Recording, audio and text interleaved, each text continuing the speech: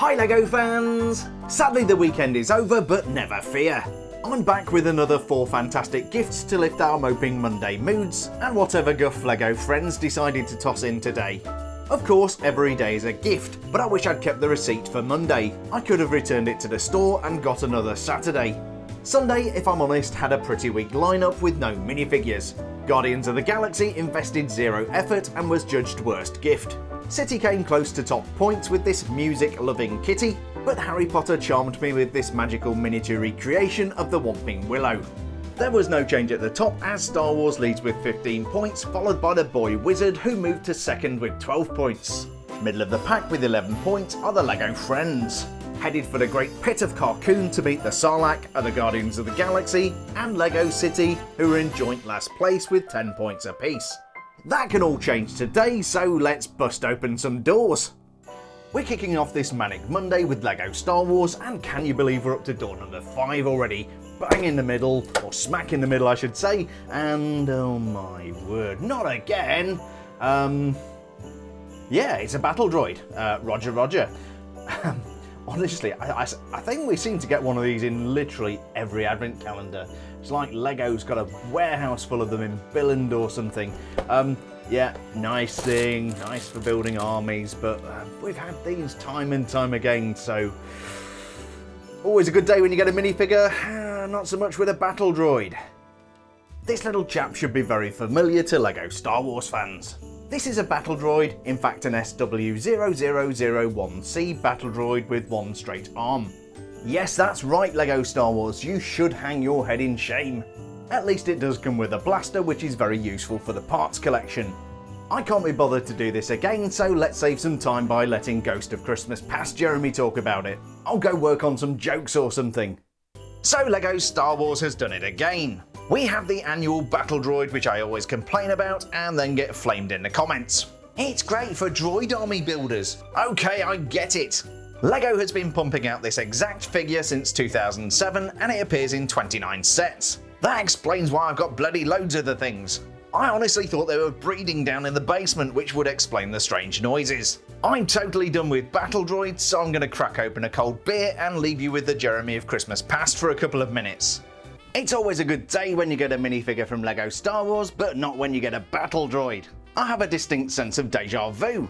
We also got one of these in the LEGO Star Wars Advent Calendar from 2018, 2016, 2013, 2012 albeit with a red torso, and 2011 albeit with a blue torso.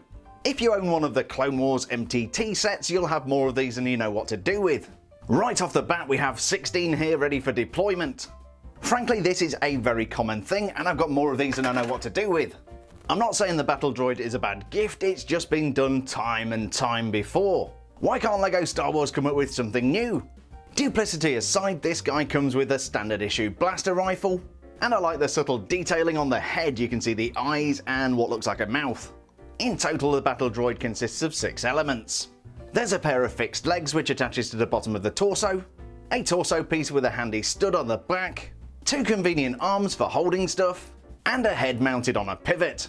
I have no issues with this battle droid, but I do have issues with advent calendar designers who give us the same gift over and over again. There must be a warehouse full of leftover battle droids somewhere in Billund.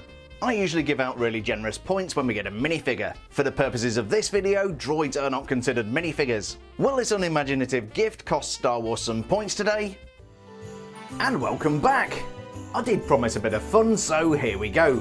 What do you call a droid made out of glass? C-3PO. And what does someone bad at grammar say when they see a droid? Hey look, Android! Shall we move swiftly on?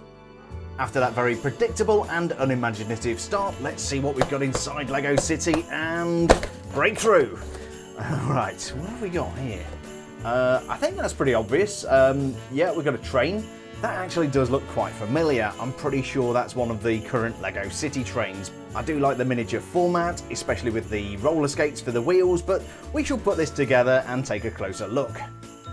And so from LEGO City we have a perfect miniature train. The Polar Express this ain't, but it is a good recreation of the 60337 Express passenger train, which is available now.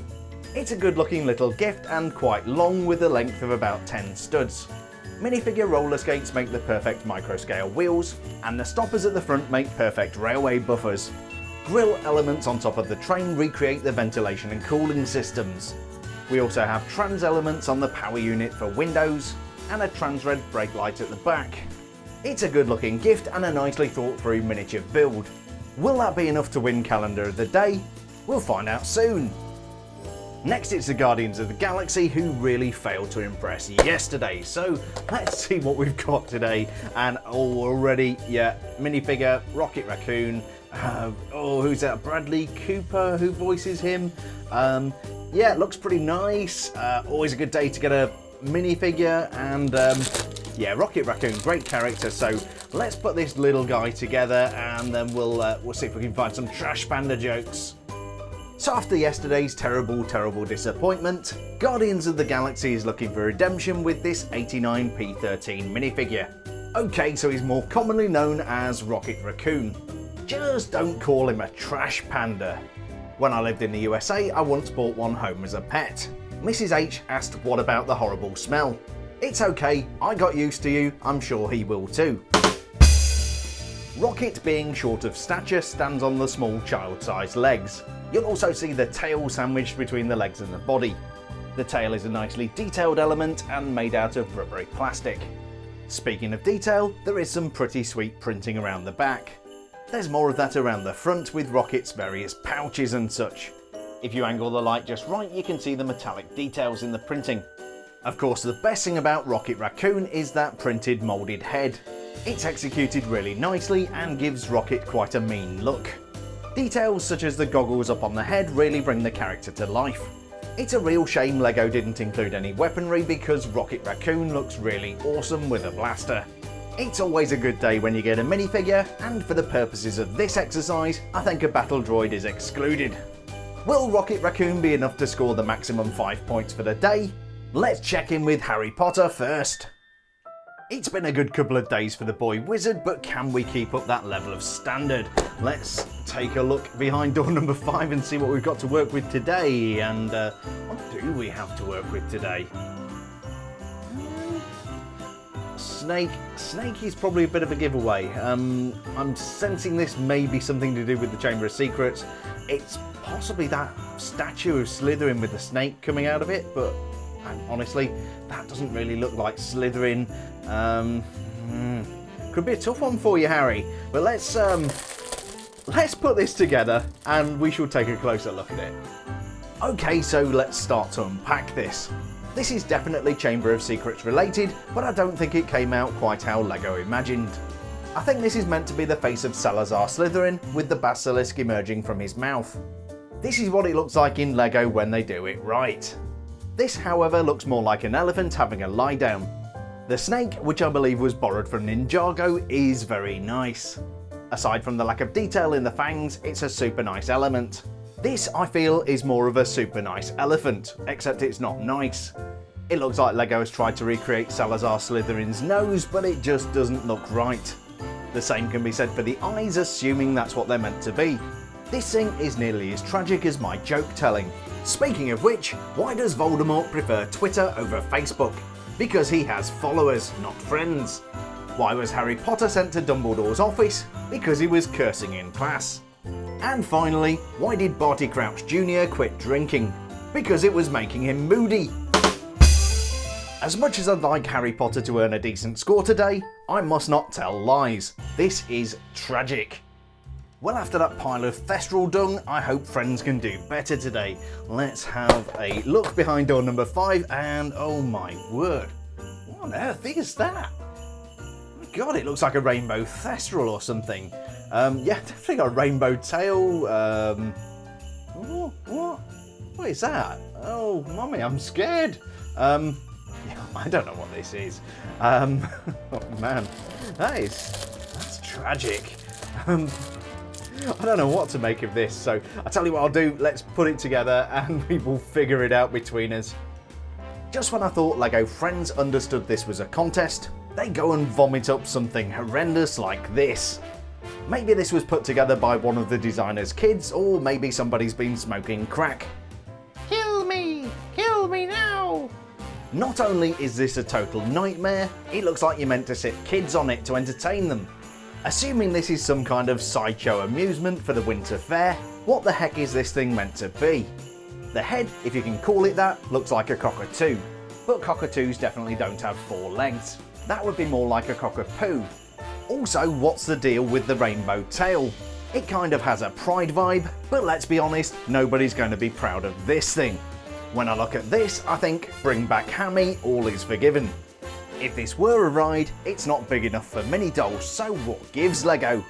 It's not festive, it's not good, and I wish I didn't have to give it any points. Its only saving grace is that the Harry Potter gift is equally tragic. Please, Mother, please don't make me judge these things. Okay, we're gonna have to do this. Here are the 5 Frankensteinian creations from behind door number 5 of every LEGO Advent Calendar. From LEGO Star Wars we got yet another battle droid. City expressly delivered this rather impressive train. From Guardians of the Galaxy we got the winning gift.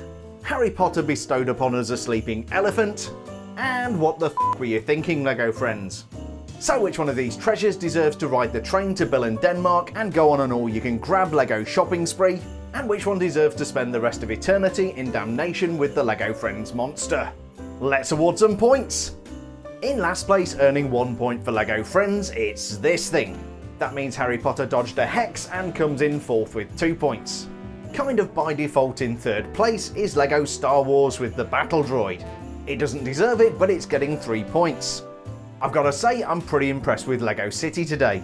This is a nice little train and earns them 4 points. That means, and it will come as no surprise, that the Trash Panda wins Gift of the Day and 5 points for Guardians of the Galaxy. Now which one of these Advent atrocities deserves a bonus point for Festive Gift of the Day? Oh, who am I kidding? No bonus point today. So after 5 days and 25 doors, how's the 2022 Advent Calendar of the Year leaderboard looking? In last place with a miserable 12 points are those LEGO Fiends. LEGO City is tying for 3rd place with 14 points, and with the same magical number, it's Harry Potter. In 2nd place with 15 points are the Guardians of the Galaxy, and in 1st place, protesting that they didn't shoot first, it's LEGO Star Wars with a 3-point lead at 18 points. So what do you think of the scoring so far? Can I expect Olivia to come to my house with a big wrench to punish me for my poor scoring of Friends? Or do I deserve to get a back bogey hex for my favourable treatment of Harry Potter? As always, please do share your feedback in the comments. I do read them and I respond to as many as I can. I'll be back again tomorrow with 6 more doors and hopefully some better gifts. So thanks a million for watching, don't forget to like and subscribe, stay safe, and I'll see you bright and early on Tuesday.